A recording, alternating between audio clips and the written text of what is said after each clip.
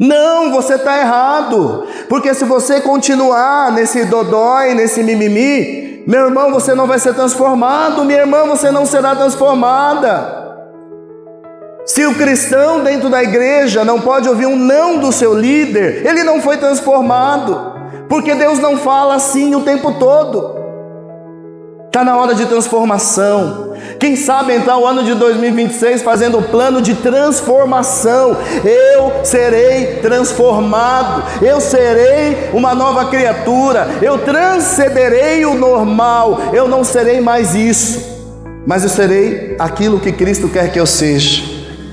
Transformação, irmãos, eu quero terminar o último culto de domingo do ano falando sobre esta palavra, vida transformada. Meu irmão, minha irmã, vida transformada não é um padrão, é uma escolha decisória, efetiva de mudança. Quando você conversa com alguns irmãos, que você tem um certo conhecimento ao longo de um tempo, meu Deus, 5 minutos de conversa, você fala, meu Deus, não mudou nada. Continua ranheta, continua chato, continua irado, continua, sei lá. E a gente olha e a palavra, ao longo de quantos domingos nós tivemos aí, cadê a transformação, meus irmãos? Num momento de uma hora, de uma oportunidade, ao invés de revelar Cristo, nós revelamos o quê? O mau caratismo, uma vida não transformada. Então hoje eu quero falar de vida transformada. Quando a gente chega em Romanos, que eu pedi para você pegar a sua Bíblia e abrir, Romanos 6, no versículo 4 de Romanos 6, ele diz assim: vamos andar em novidade de vida. Cristão vive em novidade de vida. O que é novidade de vida? Aquilo que era velho já não me domina mais. Eu estou em uma novidade de vida. Isso é transformação. Meu irmão, vamos entrar o ano de 2026 com a semente na mão. Posso ouvir um amém? Mas a semente só dá fruto se você levar sol nas costas. A semente só dá fruto se você adubar, se você plantar. Eu poderia falar para vocês o ano da semente, muita gente vai colher, os campos ficarão brancos e será prosperidade. Não, o ano da semente é o ano da transformação, porque o semeador com a semente na mão, ele sai a semear, ele não fica parado. Cadê a transformação, irmãos? Vida transformada. O que é vida transformada? Novidade de vida.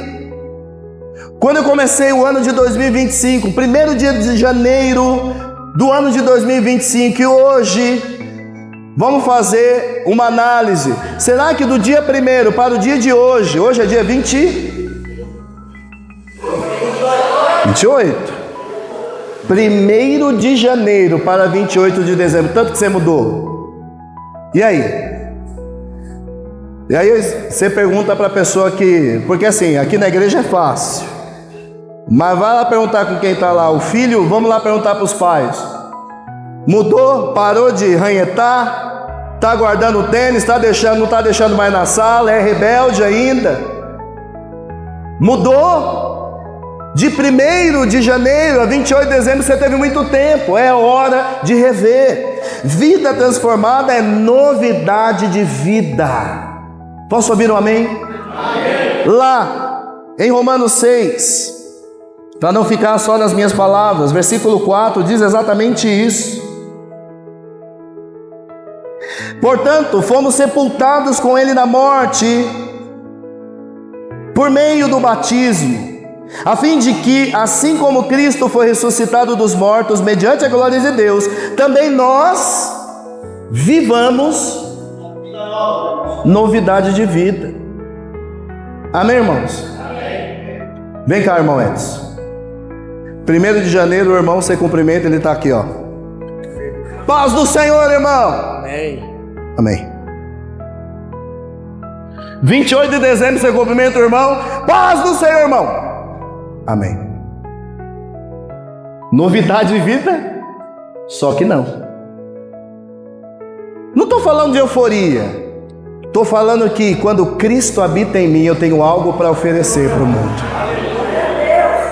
Como que alguém me cumprimenta com a paz do Senhor, eu olho para o chão e nem sequer tenho algo, eu sei lá, ânimo de dizer. Ainda bem que quando ele fala, se a pessoa ouviu e não recebeu, a paz volta para mim. E eu quero é mais. Meu irmão, você não quer? Pode deixar para mim, eu pego. Porque todos os dias eu quero viver transformação. E para viver transformação preciso ter paz. E essa paz interior Cristo me deu e ninguém vai tirar de mim, a não ser que eu permita. Vida transformada, novidade de vida. Eu já não sou mais escravo do pecado. Eu não sou escravo da raiva. Eu não sou escravo do ódio. Eu não vou cumprimentar Ariadne porque eu estou com raiva. Não, a raiva está debaixo do meu pé. Hoje eu sou nova criatura, minha irmã, a paz do Senhor. Esses dias eu vou conversar com a... Vou contar, viu, Ari? Posso? A Ari falou assim, pastor, quero conversar com o senhor. Eu olho para o senhor, parece que o senhor está com raiva de mim. Todas as pregações parece que está me beliscando, está me batendo, está me mordendo. O que está acontecendo? Eu falei, minha irmã, eu te pergunto o que está acontecendo. Ela falou, comigo nada. Eu falei, comigo nada. Oh, eu te amo. Às vezes a gente começa a criar uns bichos na cabeça. Por que o irmão Edson colocou aquela camisa roxa? É para me ofender. Não é possível, não. O irmão sobe na laje para soltar a pipa. Que raiva desse irmão. A gente encontra no caminho gente que sente raiva da gente sem nem... Né, Ari? Sem a gente ter feito nada. Cadê a transformação, irmãos? Crente não transformado tem raivinha de tudo. Ele carrega a raiva sem mesmo ele saber por quê. O que significa então ter uma vida transformada? Vou colocar para vocês uma resposta. Uma vida transformada é ser libertos do poder do pecado e viver para Cristo. Uma vida transformada não é o pecado que me domina mais, mas o Cristo que habita em mim me leva à transformação todos os dias. Hoje, a leitura rema, interpretativa, está lá em Romanos 6, 23, que inclusive já coloquei aqui, ó. Porque o salário do pecado é a morte. Paulo está falando, não quer ser transformado? É uma opção. Mas viver sob o domínio do pecado tem uma consequência. Porque o salário do pecado é a morte. Mas o dom gratuito de Deus é a vida eterna em Cristo Jesus, o nosso Senhor. Amém, irmãos? Amém. Todo mundo consegue ler aqui? Então nós vamos ler juntos. 1, 2, 3. Porque o salário do pecado é a morte, mas o dom gratuito de Deus é a vida eterna em Cristo Jesus, nosso Senhor. Então nós vamos aprender um pouquinho. Paulo está resumindo um texto de 23 versículos. Paulo pega um texto inteiro e fala de pecado e libertação, pecado e graça. Ele fala do envolvimento do mal e o bem, o tempo todo. E chega no final, Paulo fala, olha, para resumir, por isso que ele começa, e eu quero fazer o resumo do capítulo, por isso que Paulo começa dizendo assim, porque, quando você lê o porquê é junto. Vou dar aula de português. Professor de geografia dando aula de português. Porquê junto, ele é uma explicação ou uma resposta. Paulo usa o porquê junto para trazer uma resposta. Ele termina o texto trazendo uma resposta para nós. Por quê? Que é uma resposta ou uma explicação. O salário, ele fala que o salário do pecado é a morte. Então por que eu vou ser levado à morte? Porque estou pecando. Então dentro do pecado existe morte, mas dentro de Cristo existe vida e vida eterna. Paulo faz uma tremendo, a capacidade de Paulo. Esse homem era doutor em letras, não é possível. Ele usa o porquê para trazer uma explicação, uma resposta. E ele vai usar a palavra salário, que do grego é opsonion, que significa pagamento. O pagamento, o que o salário o que o pecado te paga, o que o pecado te paga é a morte. Para os gregos, a palavra opsonion, que é pagamento, era uma ração que era dada diariamente para os soldados. Então o que o pecado faz com a gente? Diariamente ele dá um pouquinho de ração para te levar à morte. É uma dose de veneno. Quem peca está tomando dose de veneno que no final vai levar à morte. É isso que Paulo está falando. Quem vive no pecado está recebendo um pouquinho de cada dia para quando chegar no final levar à morte. É tremendo que ele depois faz uma outra comparação. E aí Paulo vai falar, porque o salário do pecado é a morte. Mas que morte é essa? 2 tipos de morte. Quem vive pecando não tem interesse em Deus, não quer ler a Bíblia, não quer comparecer em culto, não quer comunhão com ninguém. Isso é morte espiritual. Tem um bando de gente frequentando igreja, sentando no banco morto, porque começa culto, vai culto e outro culto, nada de comunhão. Do mesmo jeito que entra, sai. Cadê a transformação? Diz que vai mudar, levanta a mão, chora, olha para a pessoa do lado: ô minha querida, você que mora comigo, cadê? Ó, minha querida aqui. Eu procurando minha querida, olhando para o Edson. Foi mal aí, irmão. Minha querida, a partir de hoje você é uma nova criatura. E aí sai daqui, pisou ali na calçada, nada de ser novo. Opsônio, isso vai te levar a um pagamento. Quem não muda, quem não é transformado, o salário vai chegar. A morte. Primeiro, morte espiritual. Não tem nada com Deus, não responde, não fala, está andando, está comunicando com as pessoas, mas não tem nada de Deus. Morte espiritual. Mas Paulo também está falando da morte física, porque quando ele fala que o dom gratuito de Deus é a vida eterna, significa que quem escolheu pecar não tem direito de permanecer eternamente na presença dele. Forte isso. Então, para a gente aprender um pouquinho hoje, eu usei toda essa interpretação, inclusive usando o grego, para trazer para vocês 3 ênfases no início do versículo. Primeiro, ele usa o porquê como resposta. Segundo, Paulo vai falar do salário, que é uma ração diária paga para quem está trabalhando. Então o pecado me paga diariamente uma dosezinha de veneno que vai me levar à morte física e espiritual. Morte física. Esse corpo, se eu vivi a minha vida inteira só para ele, se eu só me entreguei para os prazeres desse corpo, quando eu morrer, isso aqui virá nada, eu serei nada. Mas se com o meu corpo eu louvei ao nome do Senhor, se com o meu corpo eu evangelizei, se o meu corpo foi templo do Espírito Santo, viverei eternamente na presença dele. É isso que Paulo está falando. Depois, na segunda parte do versículo, ele vai falar que o dom gratuito de Deus, dom de Deus, a palavra dom vem da palavra charisma, ou charis do grego, que significa bondade de que se recebe, ou seja, nós recebemos um dom, nós recebemos de Deus uma bondade que nós não merecíamos. Paulo está falando, quem não vive no pecado, recebe de Deus um dom. E este dom, ele vai falar que é a vida eterna.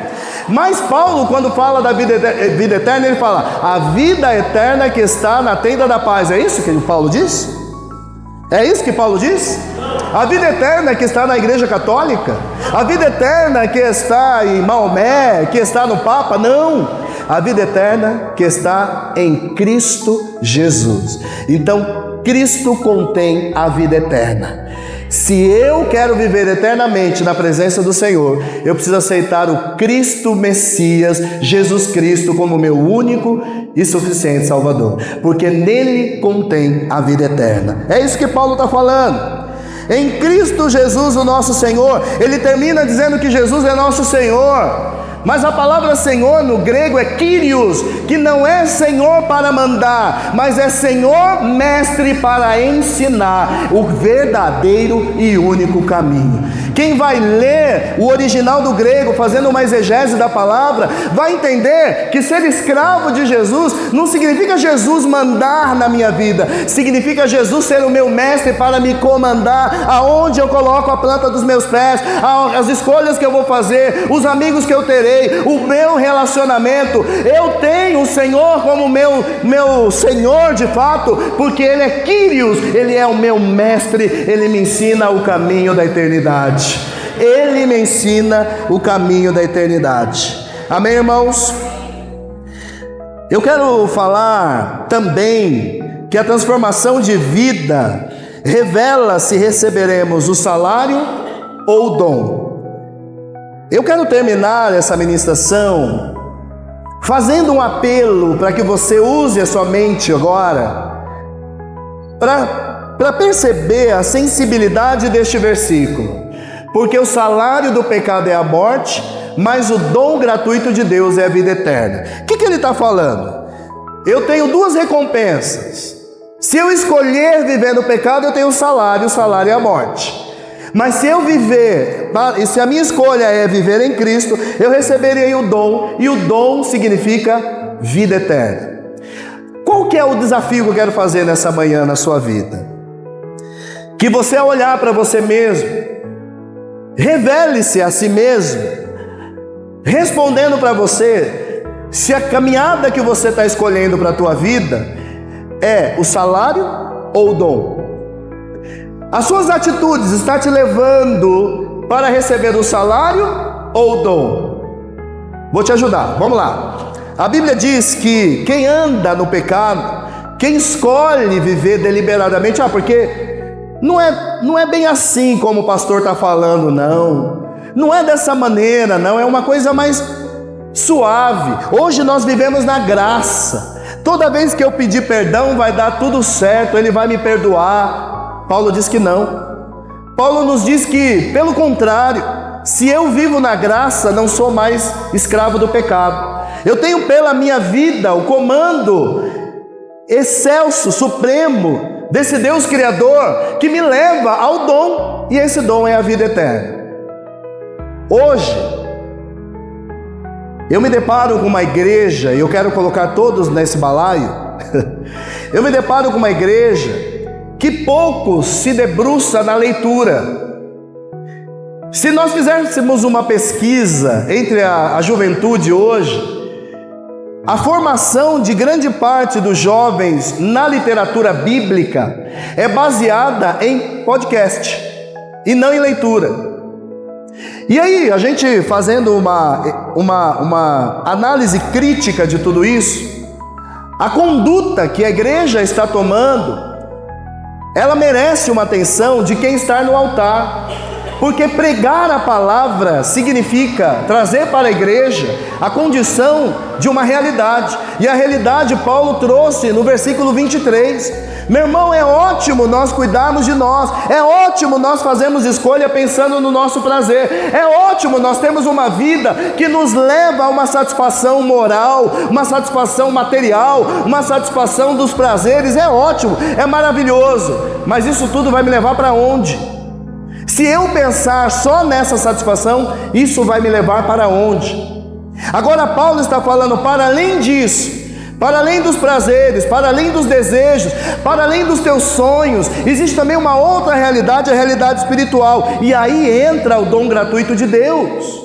Meu irmão, minha irmã, hoje é o último domingo que nós estamos na presença do Senhor dentro deste lugar para esta reflexão. Aí a pergunta que eu estou fazendo para você nessa manhã: a sua transformação de fato está te levando para o dom ou para o salário? Salário do pecado, porque o salário do pecado é a morte. E aí eu já fiz com vocês uma análise, né? Eu falei para você, olha para você mesmo e diga qual é a sua transformação, irmãos.